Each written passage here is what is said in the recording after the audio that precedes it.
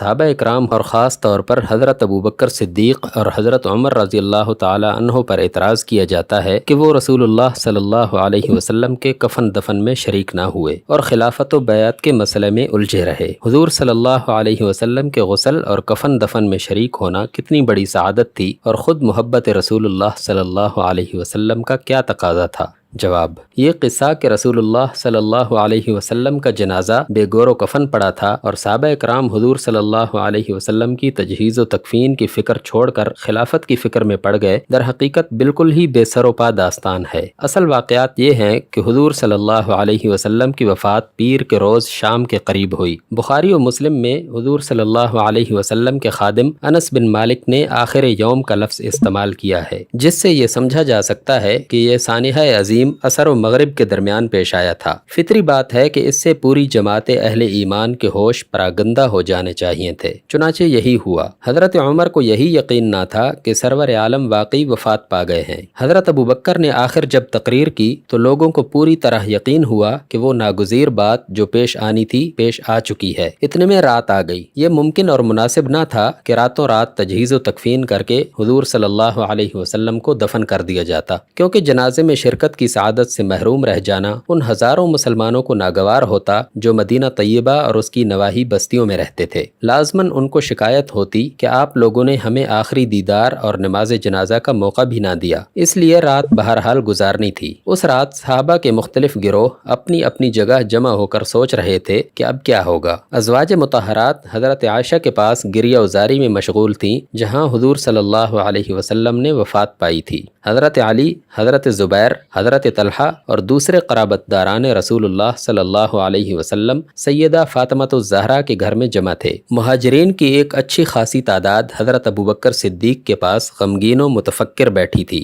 انصار کے مختلف گروہ اپنے اپنے قبیلوں کی چوپالوں میں اکٹھے ہو رہے تھے۔ اتنے میں کسی نے آ کر خبر دی کہ بنی سعدہ کی چوپال میں انصار کا ایک بڑا گروہ جمع ہے اور وہاں رسول اللہ صلی اللہ علیہ وسلم کی جانشینی کا مسئلہ چھڑ گیا ہے۔ حضرت ابوبکر، حضرت عمر اور ابو عبیدہ بن جراح، جو حضور صلی اللہ علیہ وسلم کے بعد مسلمانوں کی جماعت میں بڑے سمجھے اور مانے جاتے تھے، یہ خبر سن کر فکر مند ہوئے کہ ابھی سردار ملت کی آنکھ بند ہوئی ہے، ساری امت اس وقت بے سر ہے، کہیں ایسا نہ ہو کہ کوئی بڑا فتنہ کھڑا ہو جائے اور جماعت کا نظم از سر نو قائم ہونے سے پہلے ہی بدنظمی اپنے قدم جما لے۔ اس لیے یہ تینوں حضرات فوراً برسر موقع پہنچ گئے اور راتوں رات انہوں نے حضور صلی اللہ علیہ وسلم کی جانشینی کے مسئلے کو، جو ایک فتنہ خیز صورت میں طے ہوا چاہتا تھا، اس صحیح شکل میں سلجھا لیا جس کے صحیح ہونے پر تاریخ اپنی مہر تصدیق ثبت کر چکی ہے۔ یہ سارا واقعہ اسی رات کا ہے جس شام کو حضور صلی اللہ علیہ وسلم کی وفات ہوئی تھی۔ رات کو بہرحال حضور صلی اللہ علیہ وسلم کی تجہیز و تکفین نہیں کرنی تھی، جس کی مصلحت اوپر بیان کی جا چکی ہے۔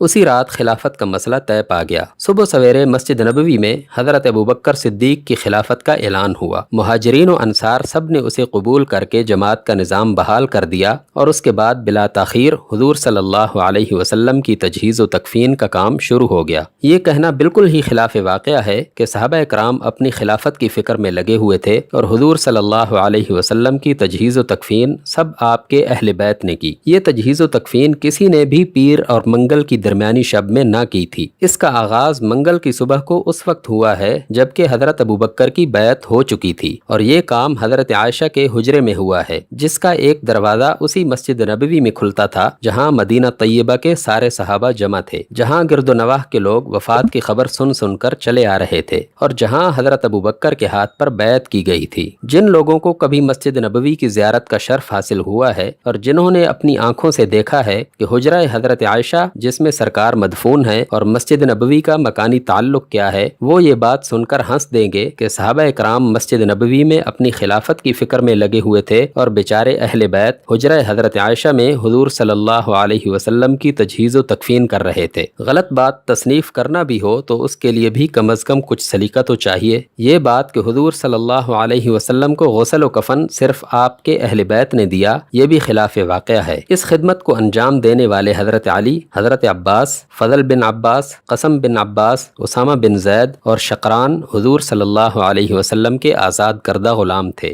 اور انہوں نے اس خیال سے حجرے کا دروازہ بند کر رکھا تھا کہ لوگوں کا ہجوم باہر زیارت کے لیے بے چین کھڑا تھا۔ اگر دروازہ کھلا رہنے دیا جاتا تو اندیشہ تھا کہ زیادہ لوگ اندر آ جائیں گے اور کام کرنا مشکل ہو جائے گا۔ پھر بھی انصار نے جب شور مچایا کہ ہمیں بھی تو اس سعادت میں حصہ ملنا چاہیے، تو ان میں سے ایک صاحب اوس بن خولی کو اندر بلا لیا گیا۔ کفن پہنانے کے بعد سوال ہوا کہ حضور صلی اللہ علیہ وسلم کے لیے قبر کہاں تیار کی جائے۔ حضرت ابوبکر نے حدیث پیش کی کہ نبی کا انتقال جہاں ہوتا ہے وہیں اس کو دفن کیا جاتا ہے، اور اسی پر فیصلہ ہوا کہ حجرہ حضرت عائشہ ہی میں آپ صلی اللہ علیہ وسلم کے لیے قبر تیار کی جائے۔ حضرت ابو طلحہ زید بن سہل انصاری نے قبر کھودی، پھر لوگوں نے گروہ در گروہ اندر جا کر نماز جنازہ پڑھنی شروع کی، اور رات تک مسلسل یہ سلسلہ چلتا رہا، حتیٰ کہ منگل اور بدھ کی درمیانی رات کو نصف شب کے قریب دفن کی نوبت آئی۔ معلوم نہیں کہ اس پوری مدت میں آخر وہ کون سا وقت تھا جب حضور صلی اللہ علیہ وسلم کے اہل بیت بے یار و مددگار آپ کے جسد اطہر کو لیے بیٹھے رہے اور صحابہ کرام اپنی خلافت کی فکر میں مشغول رہے۔